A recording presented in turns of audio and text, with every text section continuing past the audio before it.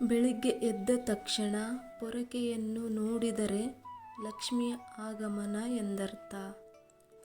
ಮನೆಯ ಸುತ್ತಮುತ್ತ ಗೂಬೆ ಕಾಣಿಸಿಕೊಂಡರೆ ಲಕ್ಷ್ಮಿಯು ಬರುತ್ತಾಳೆ. ಮನೆಯಲ್ಲಿ ಕಪ್ಪು ಇರುವೆಗಳು ಜಾಸ್ತಿ ಕಾಣಿಸಿಕೊಂಡರೆ ಮನೆಗೆ ಒಳ್ಳೆಯದಾಗುತ್ತದೆ. ಶುಕ್ರವಾರದ ದಿನ ಯಾರಾದರೂ ಹೂ ತಂದುಕೊಟ್ಟರೆ ಶುಭ ಶಕುನ ಎಂದರ್ಥ. ಮನೆಯಲ್ಲಿ ಒಂದೇ ಕಡೆ 3 ಹಲ್ಲಿಗಳು ಕಂಡುಬಂದರೆ ಆ ಮನೆಗೆ ಒಳ್ಳೆಯದಾಗುತ್ತದೆ. ಹಲ್ಲಿ, ಹೊಸ್ತಿಲು, ಪೊರಕೆ, ನಕ್ಷತ್ರ, ಗೂಬೆ, ಹಸು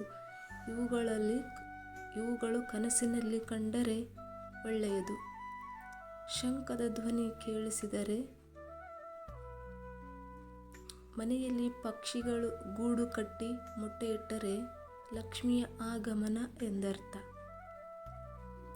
ಯಾರಾದರೂ ಕಬ್ಬು ತಿನ್ನಲು ತಂದುಕೊಟ್ಟರೆ ಅಥವಾ ಕಬ್ಬು ತಿನ್ನಬೇಕೆಂಬ ಆಸೆಯಾದರೆ ಲಕ್ಷ್ಮಿಯು ಆಗಮಿಸುತ್ತಾಳೆ. ಮನೆಯ ಮುಂದೆ ತುಳಸಿ ಗಿಡ ಅಚ್ಚು ಹಸಿರಾಗಿ ಬೆಳೆದರೆ ಶುಭ ಶಕುನ ಎಂದು ಅರ್ಥ.